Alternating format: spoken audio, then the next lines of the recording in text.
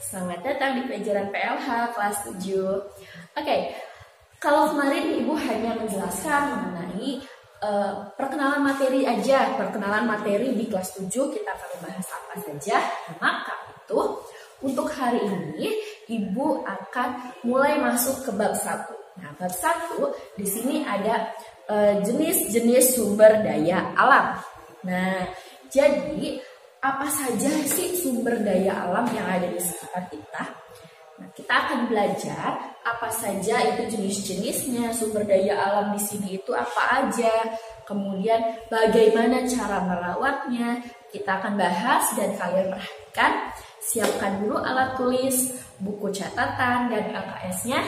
Siap untuk nonton tayangannya, kalian perhatikan dan kalian catat. Oke, pertama kita akan cari tahu dulu apa itu pengertian dari sumber daya alam.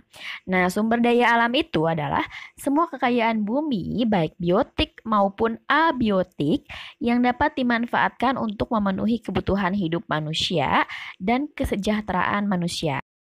Oke, sebelumnya akan Ibu jelaskan dulu apa itu arti biotik maupun abiotik. Nah, Biotik adalah hal-hal atau semua hal yang ada di sekitar kita yang berasal dari makhluk hidup. Contohnya manusia, hewan, tumbuhan, bakteri, jasad renik, cacing ataupun lain sebagainya yang hidup itu termasuk ke dalam biotik. Nah, maka abiotik itu artinya berkebalikan dari biotik. Kalau abiotik itu benda-benda mati. Contohnya bebatuan, kayu, dan lain-lain sebagainya itu termasuk ke dalam abiotik yang benda mati atau tidak hidup. Nah, di sini contoh dari sumber daya alam ada tumbuhan, hewan, kemudian ada udara, air, tanah, bahan tambang, angin, cahaya matahari, dan juga mikroba. Mikroba itu bakteri-bakteri ya.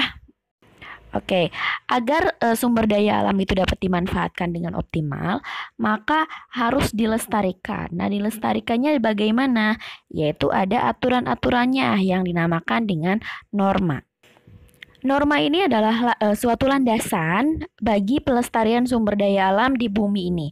Di mana kita tinggal di negara Indonesia, maka terdapat norma-norma yang harus kita jaga agar itu adalah sebuah landasan sebagai patokan untuk menjaga pelestarian sumber daya alam kita. Nah, norma-normanya ada dua nih, ada norma hukum dan juga norma adat. Nah, norma adat biasanya itu berfungsi sebagai pengendali sosial bagi masyarakat untuk berinteraksi dengan ekosistemnya. Nah, norma adat ini biasanya dipakai di suatu wilayah yang sangat menjunjung adat istiadat di daerahnya. Nah, misalkan ini larangan untuk menebang pohon tertentu atau larangan untuk membunuh jenis-jenis hewan tertentu. Nah, kalau melanggar norma tersebut, maka hukumannya bisa hukuman fisik atau cemoohan atau bisa dikucilkan dari wilayah tersebut. Nah, kemudian yang kedua ada norma hukum. Norma hukum ini norma yang lebih formal dan juga lebih tegas terhadap kita yang berada di wilayah tersebut. Nah, norma hukum ini mempunyai undang-undang yaitu Undang-Undang Nomor 23 Tahun 1997 tentang pengelolaan lingkungan hidup. Nah, kenapa harus ada undang-undangnya segala? Karena ini bersangkutan dengan hukum. Nah, kemudian dengan adanya norma adat ini, maka pelestarian sumber daya alam diharapkan kelestarian lingkungannya dan alamnya tetap terjaga. Jadi kalau ada yang melanggar, misalkan menebang pohon secara banyak, atau misalnya perburuan liar hewan-hewan yang langka, nah itu harus dihukum sesuai undang-undang dan hukum yang berlaku di negara kita, seperti itu. Makanya harus ada landasan undang-undangnya. Nah, sumber daya alam itu, karena sumber daya alam di kita itu sangat banyak, maka harus dikelompokkan. Kenapa dikelompokkan? Agar sesuai dengan klasifikasinya masing-masing dan mempermudah dalam merencanakan pemanfaatan dan pengelolaan sumber daya alam tersebut agar tidak cepat habis. Nah, yang pertama di sini ada berdasarkan pemanfaatannya, kemudian berdasarkan jenisnya, berdasarkan sifatnya, dan berdasarkan potensinya. Kita akan bahas satu persatu apa saja. Nah, yang pertama ada berdasarkan pemanfaatannya. Nah, berdasarkan pemanfaatannya, sumber daya alam atau SDA dapat dibedakan dalam dua kategori utama, yaitu sumber daya alam yang dapat dimanfaatkan secara langsung dan yang tidak dapat dimanfaatkan secara langsung. Nah, yang dimanfaatkan secara langsung apa aja? Nah, contohnya ada udara segar, kemudian air yang segar dari sungai atau danau, dan bahan makanan dari tanaman.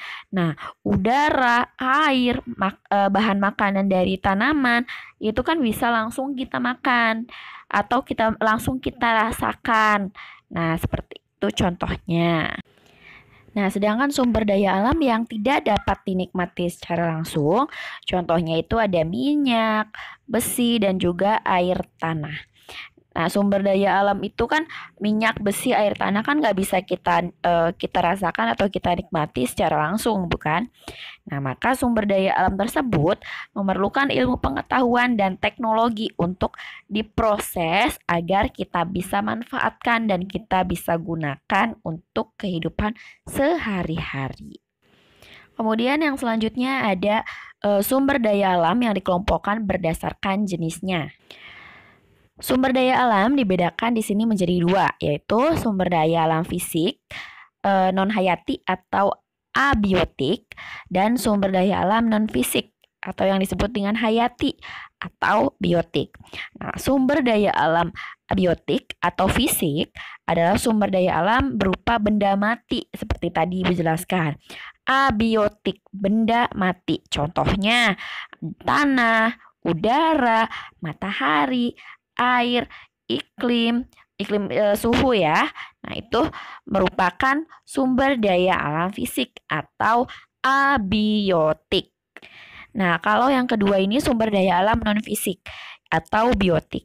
Sumber daya alam non-fisik meliputi ada sumber daya nabati ataupun hewani. Sumber daya nabati merupakan sumber daya yang dapat diperbaharui karena dapat terus bereproduksi dan terus berkembang. Coba siapa yang tahu contoh dari sumber daya nabati itu apa?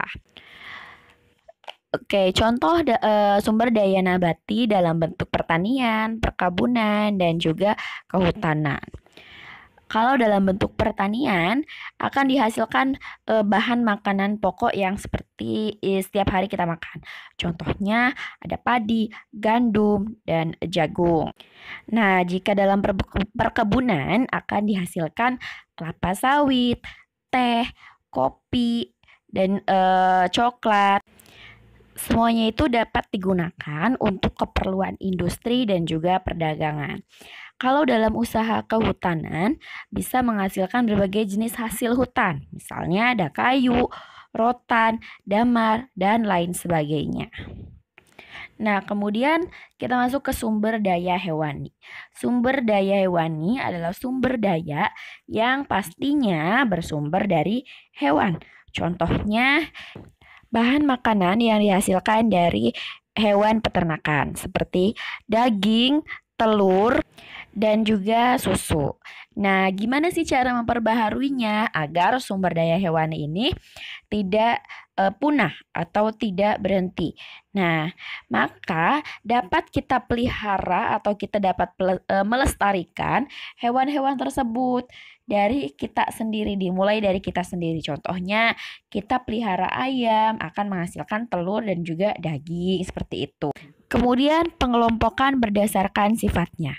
Nah, berdasarkan sifatnya, sumber daya alam itu dibagi menjadi 3, yaitu ada sumber daya alam yang dapat diperbaharui atau disebut dengan renewable. Kemudian yang kedua, sumber daya alam yang tidak dapat diperbaharui atau non-renewable. Dan sumber daya alam yang tidak akan habis. Nah, kita akan bahas satu-satu. Dimulai dari sumber daya alam yang dapat diperbaharui. Sumber daya alam yang dapat diperbaharui adalah sumber daya alam yang tidak akan habis terpakai karena bagian-bagian yang telah digunakan dapat diganti dengan yang baru atau punya kemampuan memperbanyak diri secara alami. Contohnya seperti tanaman, kemudian hewan. Nah, itu merupakan contoh dari sumber daya alam yang dapat diperbaharui. Nah, yang kedua ada sumber daya alam yang tidak dapat diperbaharui atau non-renewable. Sumber daya alam yang tidak dapat diperbaharui apabila dipakai secara terus-menerus oleh kita akan habis. Misalnya apa nih? Misalnya adalah minyak bumi dan juga batu bara. Nah, minyak bumi untuk menghasilkan minyak yang kita pakai dalam kehidupan sehari-hari. Kemudian batu bara. Kemudian batu bara, kalau misalkan batu bara itu digunakannya dalam perindustrian, bahan utama untuk perindustrian.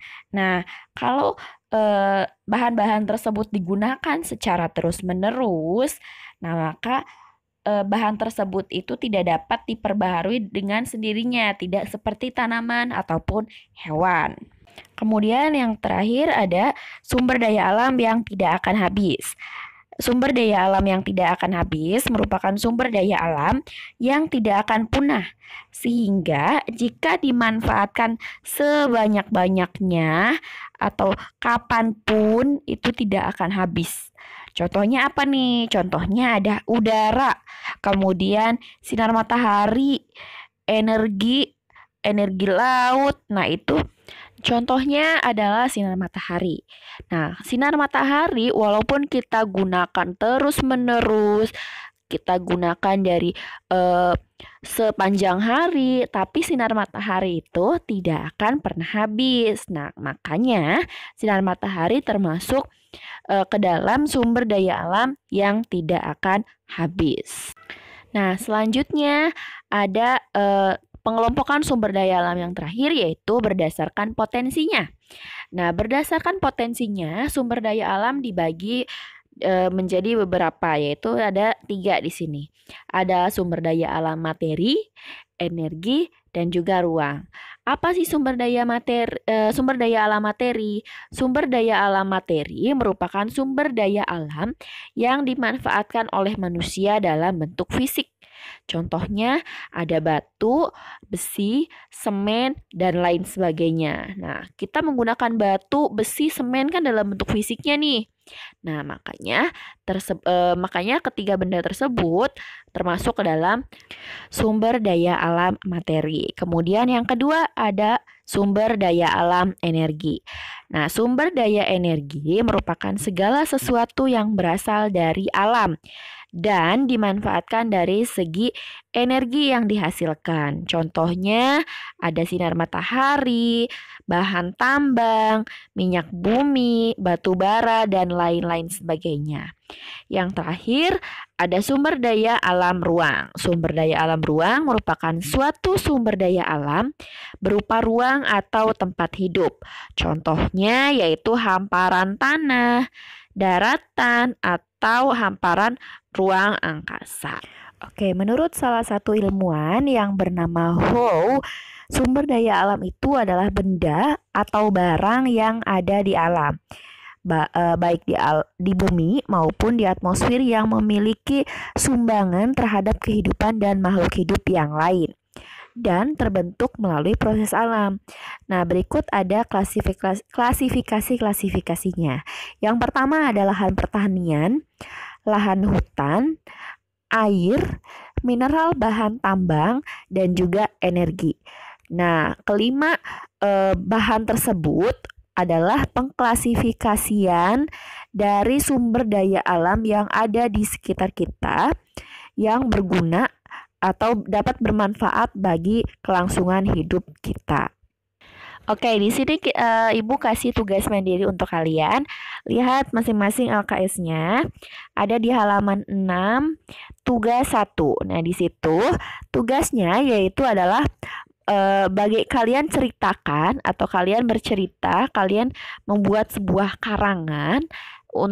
Temanya yaitu cara melakukan pelestarian sumber daya alam dalam bentuk narasi ya, dalam bentuk cerita. Nah, isinya nanti ada pembukaan, isi, dan juga penutup. Kalian kerjakannya di buku tulis masing-masing. Ya, tidak di LKS, tapi di buku tulis masing-masing. Kemudian hasilnya kalau sudah selesai difotokan, kemudian dikirimkan melalui Google Classroom. Nanti sudah Ibu sediakan formnya. Kemudian paling lambat waktu pengumpulannya paling lambat hari Sabtu tanggal 1 Agustus 2020 jam 12 malam. Nah, masih ada beberapa hari, masih ada beberapa waktu kalian untuk mengerjakan secara bagus, oke? Nah, yang kemudian ada tugas proyek juga. Tugas proyek itu yaitu yang harus kalian kerjakan. Kalian kerjakannya jadi seperti praktek ya, tapi prakteknya di rumah kalian masing-masing. Nah, tugasnya yaitu kalian melakukan upaya untuk membudidayakan tanaman ataupun hewan. Jadi kalian pilih salah satu aja. Misalkan si A mau budidaya tanaman. Nah, kemudian si B budidaya hewan. Terserah, bebas, boleh apa aja. Nah, buatlah lingkungan rumahmu menjadi lebih hijau dengan cara merawat tanaman, menanam tanaman, atau memelihara hewan, peliharaan, dan merawatnya. Jadi kalian harus sertakan juga fotonya.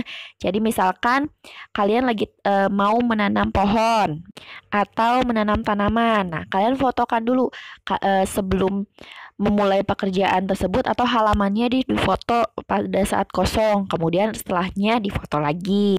Jadi kalian itu seperti membuat foto before after, boleh disatukan, boleh digabungkan, boleh tidak. Nah, fotonya nanti dikirim melalui Google Form, nanti Ibu sediakan linknya dan waktu pengumpulannya yaitu tanggal 8 Agustus 2020 jam 12 malam. Ini waktunya aja Ibu buat banyak, oke? Nah, itu tadi tayangan mengenai jenis-jenis sumber daya alam ya. Kemudian nanti kita akan bahas juga cara merawatnya. Kalau gitu, sebelumnya ada tugas dulu untuk pertemuan hari ini. Tugasnya yaitu ada di LKS halaman 6. Kalian tugasnya ada Ibu tak kasih tayangan juga kan di situ. Ada di LKS halaman 6. Tugas 1 ada di LKS halaman 6, tugas 1 mengenai tentang penataan lingkungan hidup. Nah, isinya memuat pembukaan, isi, dan juga penutup. Kerjakan di buku tulis masing-masing ya. Kerjakan di buku tulis masing-masing, hasilnya kemudian kalian foto dan dikirimkan ke Google Classroom. Paling lambat dikumpulkannya hari Sabtu. Hari Sabtu tanggal 1 Agustus jam 12 malam. Oke, Ibu ulangi. Tugas LKS halaman 6 dikumpulkan hari Sabtu minggu ini. Hari Sabtu tanggal 1 Agustus jam 12 malam. Ditunggu paling lambat ya. Oke, kemudian yang kedua ada tugas proyek. Tugas proyek ini pengumpulannya tidak sama intinya dengan tugas mandiri. Tugas proyek, tugasnya Ibu kasih waktu sekitar 1 minggu. Nah, tugasnya yaitu kalian untuk merawat tanaman atau hewan yang ada di sekitar rumah kalian. Misalkan kalian memelihara hewan atau kalian merawat tanaman atau kalian boleh menanam tanaman juga boleh. Jadi yang harus kalian lakukan adalah boleh merawat tanaman, menanam tanaman, atau merawat hewan peliharaan. Oke. Nah, tugasnya itu nanti kalian fotokan foto sebelum dan sesudahnya. Misalkan gini, di rumah kalian itu ada lahan, kemudian lahannya ada beberapa tanaman, tetapi tidak terawat. Maka kalian foto tuh halaman yang tidak terawat itu. Nah, kemudian kalian bersihkan, kalian rapihkan agar menjadi indah, rindang, dan nyaman.